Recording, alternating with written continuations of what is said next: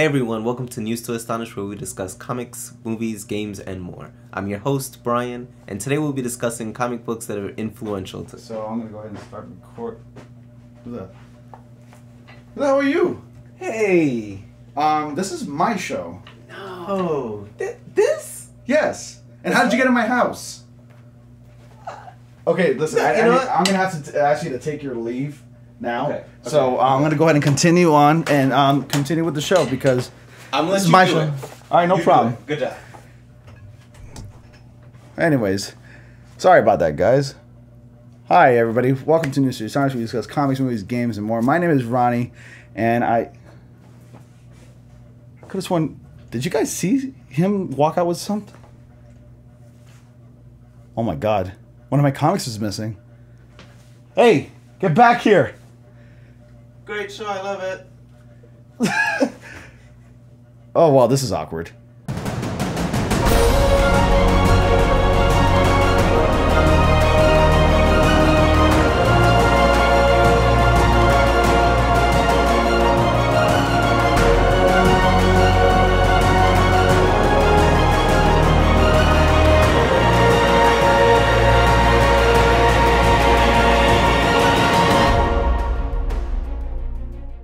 Hey everybody, welcome to News to Astonish, where we discuss comics, movies, games, and more. I have a special guest here. This is Brian from BMA Comics Con.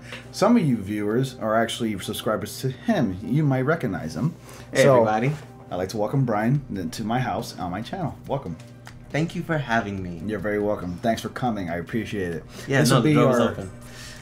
Well, actually, uninvited guest, by the way. But this will be our next crossover. This is our second crossover official. Our first crossover took place on his channel. Yes. Now he's on my channel in my home for the first time ever. And I'm excited for it. I love YouTube collaborations. We get to geek out a lot. We get to show our fans and our viewers about the things that we like. And hopefully you guys will see and pick out some of the things that you may like as well in this video, because we got a lot to talk about. Speaking of things we like, yeah, let's go ahead with jumping into the comics you like. Yeah, so me and Brian had this idea about talking about the comics that influence us and the comic books that should be collected if you're looking to collect comic books. Now, keep in mind that some of these comic books are a bit pricey, but that's okay. There's always the chance of buying reprints if you really want to look at it. You know, if you really want to get invested in the comic books, so you can go ahead and check out some of the reprints that they have in the market out there. There's plenty of options for you guys. They don't all have to be expensive, though. No, they don't. I got this great Infinity Gauntlet #1. Which looks awfully familiar, by the way. Because I think that's my copy. No. But this is an example of how you can get a great... This is a key issue that any comic book collector is going to want to have. Yeah, definitely. It's very important, and also was an important part of the Avengers #3 Infinity Wars. Heavy influence for the recent Avengers Infinity War movie, by the way. Alright, so we're going to go ahead and talk about some of the comics that are staples for any comic book collector or any enthusiasts out there. And I'm going to go ahead and get this started with #1, the Maximum Carnage series. Just keep in mind that I'm not going to show you every single issue, because this is like a 12-parter issue, if I'm not mistaken. And I highly suggest for any Spider-Man fan or any comic book fan that wants to read a great story to read Maximum Carnage. There's a lot of action, a lot of characters, and it's enjoyable. Great Carnage story for those who want to get into Carnage for whatever reason you may want to get into Carnage. Or even Venom. And see where like the origins of like Venom's heroisms occurred. So it happened here. Alright, and now the next one, this is my personal favorite. It's also a really good read. It's actually one of Spider-Man's darkest stories of all time. And I do have a lot of Marvel and Spider-Man related, because he's my favorite superhero, as many of you guys know. Mine too. Yeah, and his too, as well. So this is Spider-Man Back in Black. He does wear the black suit in this one. It's not exactly the symbiote suit. It was more like he donned this colored suit because he was in a certain mood. And I don't want to spoil the story for most of you guys if you want to get into this one, but it's a great story. He faces off the Kingpin, which is actually one of his original villains that appeared in Spider-Man #50. 50, yes. Yes, and that's the Spider-Man No More storyline, which is also heavily influenced in Spider-Man 2, if you've seen that movie. So now the next one, I recommend anything Frank Miller. Frank Miller, just putting it out there. Great writer, yes. Great artist. He's an artist, right? Yeah. Yes. Ooh, No, he's Don't a know writer. how I feel about the Dark Knight 3. Dark Knight 3? Yeah, that's Frank I Miller. didn't read it, so I don't know. But I need to read it to get an opinion. Maybe it sounds like a good idea to review, because that's a very recent one. Yes. Yeah. So, Master but Race. a lot of things Frank Miller, he's one of the main reasons and one of the people responsible for bringing back Daredevil and making Daredevil cool again. Because Daredevil wasn't really a massive hit when it first debuted in comics, but it kind of brought that edgy darkness to the character, because it's actually one of the more serious characters rather than Spider-Man or some other characters in it that are not as serious. There's a lot of dark tones. There's a lot of sexual tones, you know, alcoholic tones, you know, some It's got a lot of everything your rated R adult minds could oriented. want. Yeah, exactly. A lot of adult oriented tones in this comic, and in comics for any reason, Frank Miller does his comics in that way, and they're just gorgeous, you know, to look at. So Yes. check out Frank Miller's stuff. Actually, speaking of which, I'd like to throw a little plug for you guys to go check out my channel. Hopefully we could have something pop up right now, or you could just go check out and type it in BMA Comics Con. I'll leave an annotation at the end. Thank you. Yeah. I'm trying to have a video come out on mostly just the Daredevil, actually. We're going to start off with Frank Miller's Daredevil. So if you would go check my channel out and hit subscribe so you'll know when that video comes out. Exactly. All right, next, I'm a Flash fan. A lot of you viewers probably know that by now. This is actually an original print, and what's special about this one in particular is that it has minor handlings and dings, and it is actually a miscolor print. Not really heavily noticeable, but it is. So this comic, this is the first issue, first print of New 52 The Flash. So check this out if you get a chance. Read The Flash, read Rebirth, read a lot of the Rebirth Flash is real good. Yeah, it's very good. You might want to read that. Yes. Actually, some of the best artwork in Flash Comics history, so I love it. And we're back with another Spider-Man issue. Spider-Man 300, I think arguably one of my most rarest, if the rarest comic book that I own in possession. This comic was $300. I didn't buy it. I didn't buy it one shot though. I did buy this and I do a layaway on this one, so I actually put $20 down every 2 weeks, and it took me several months to buy it. Because I love comics, but I don't love it too much to the point where I could just shoot out $300 and just buy it right there and then. Not many of us can. And what's very special about this particular comic, this is the very first appearance of Venom, and the very last, well, not the last issue, but Spider-Man does get rid of this symbiote suit in this issue, I believe, or $2.99. I think he gets rid of it. I can't remember. Yeah, it was $2.99 or $2.98. He got rid of it, something like that. I can't recall right now, but The my story, I mind, think, starts in 8. it's a real shame. I've read this issue several times, and I've read $2.99 and $2.98 several times as well, and I can't remember right now. $2.99, Venom already has it. That's the cameo. Yeah, and that's this the is cameo. full His appearance. full appearance of Venom in this issue. Yeah, for $300. Yes. All right, so I'm sure a lot of you have seen Infinity War. Infinity War heavily borrows elements from Thanos Quest. Actually, one of my other favorite comics of all time, where Thanos is the center character. And if you've watched Avengers Infinity War, Thanos was heavily focused on. He felt like he was a leading character, a leading man, and a hero of his own right. Thanos Quest follows Thanos on his journey in collecting the Infinity Stones from various characters in the stories. Albeit very different characters from like the movies. A lot of different changes were made, but it was heavily influenced from Thanos Quest and Infinity Gauntlet, which is the one that Brian stole from me. So, This is mine. yeah, right, okay. Yeah, the one have you read Thanos Quest? Thanos Quest. 5-part series. It's a two-parter. Just 2? Yeah, those two. Nope. I think I'm thinking of the Infinity Gauntlet, which is because I have that one already. Yeah, Sorry. definitely. All right, and then we have the very first appearance of Domino, X-Force number 11, featuring Deadpool as well. But I think she featured in his second movie. Yeah, it borrows a lot from X-Force. Now, the thing about this, though, fun fact, it's not the real Domino that appears, but it's just the very first image of Domino, because Domino is an actual character. But it's it's a copycat that's impersonating the character of Domino. So, if you want the very first issue appearance of Domino, you pick up X-Force number 11. This is an original print, too, by the way. The 90s were a good time because, as you can tell, the artists can't draw feet. They always look funny. I always pick on Todd for that. I believe that's life of this one. Todd McFarlane cannot draw feet. And that was an actual reference and joke in the Deadpool 2 movie, by the way. Yeah. I can't remember the line. Do you remember the line? No. Yeah, there was a funny... I hit the microphone. You're going to hear that in post. Anyways, moving on, next one. This is actually one of my favorites. I've read this one. It's The Trial of Venom. It's an actual special edition. You can't find this anymore. It's really hard to find. My comic guy that I go to had this on special for me. And it was an original one-time shot. Like, it wasn't canonical to The Amazing Spider-Man. You have a comic guy. I do have a comic guy. It's like my drug dealer. Yeah, that's exactly what I'm thinking. I'm like, another story for another time.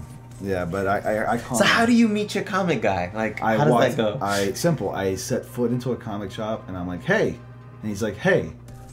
And then the rest is history. Like, do y'all go into the back room and whisper, hey, I got some shit. do you got the good shit right here for you. Right? Yeah. It's like, all right, give it to me right now. Just pass it onto the table. Yeah, but I do that. It's my comic guy. His name is RJ. Oh, okay. Yeah. All right. He's at Corca. So if anything, we'll take a stroll over there after this. And, okay. I'll introduce you to the good folks of Corca. All right. That'd be nice. Yeah, definitely.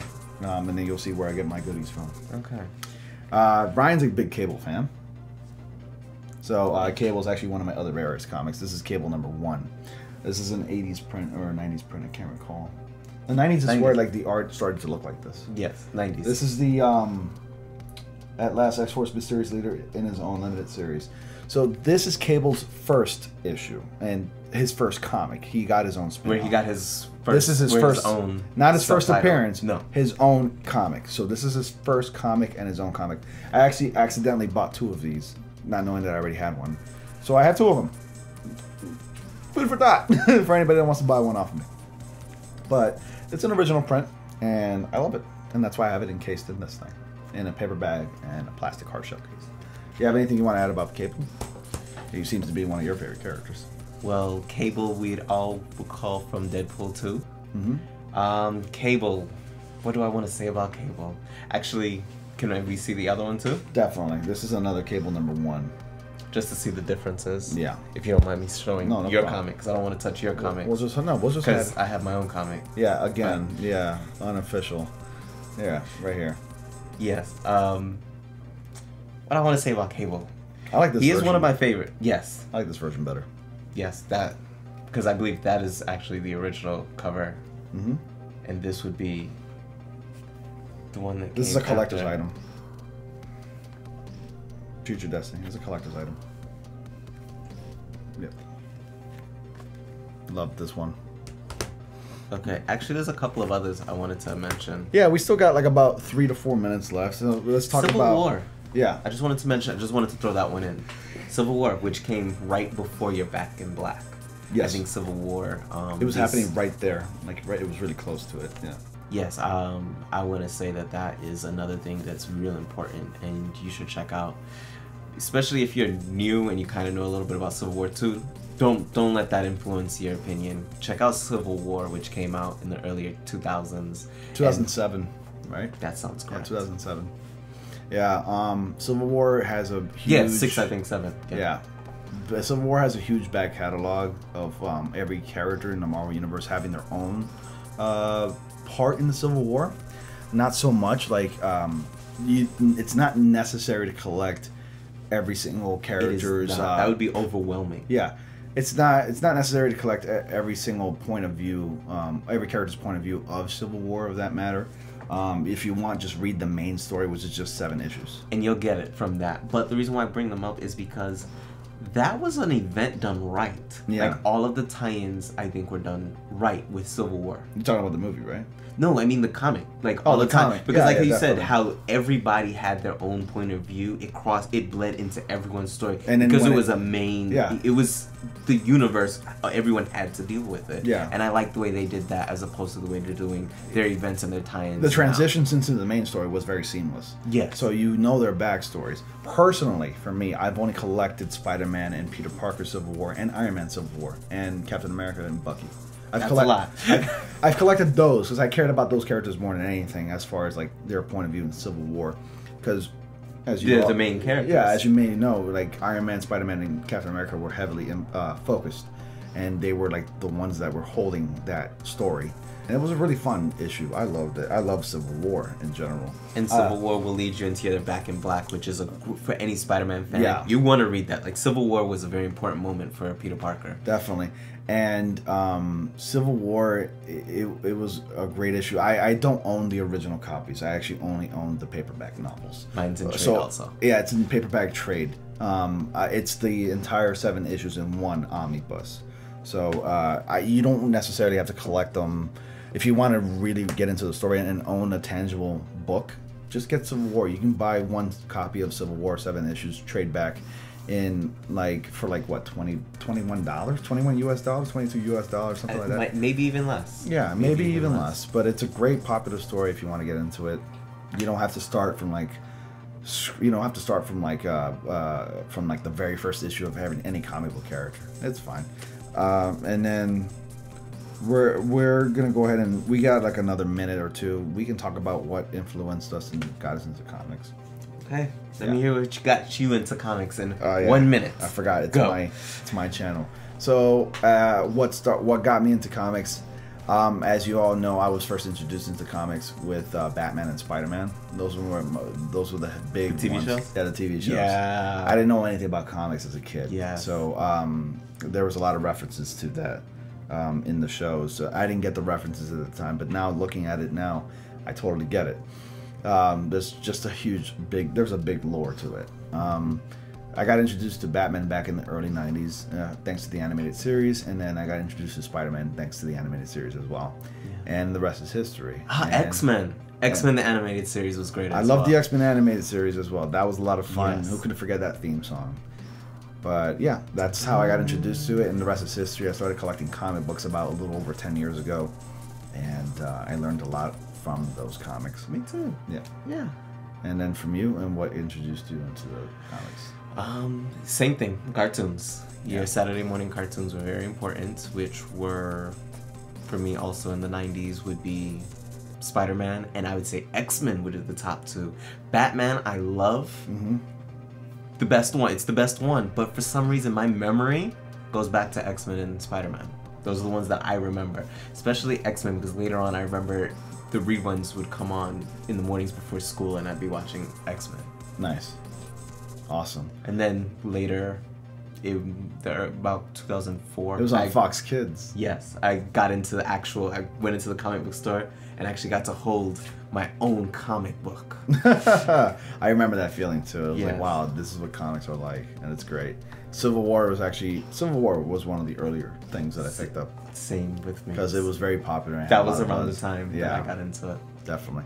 So anyways, that's about all the time we have. I hope you've enjoyed this video, and I hope you've gotten some few ideas as to what comics to pick up. Maybe you may be new to comics, and this may be your first time getting into comics and you doing some research. So I hope you've enjoyed it. And once again, I'm Ronnie with News to Astonish. Thanks for watching. Be sure to like, comment, subscribe, and click on bell notifications so y'all don't miss anything. And then this is Brian. Hi. I'm Brian from BMA Comics Con. And today, no, I'm just kidding. It's like watching the intro to one of his videos. Yes. But anyways, guys, I hope you've enjoyed. Be sure to check out Brian's channel. I can't talk right now. Be sure to check out Brian's channel, BMA Comics Con. He does a lot of comic book reviews. He updates you on weekly releases on comics. It does it a lot better than I do, if anything. Thank you. Yeah, but definitely check it out if you want to stay tuned with all the weekly updates with him. Check out his channel. I'll leave a link and annotation at the end of this video as well. Thank you. As always, I'm being very repetitive. Thank you all so much for watching, and I will see you all in the next comic panel.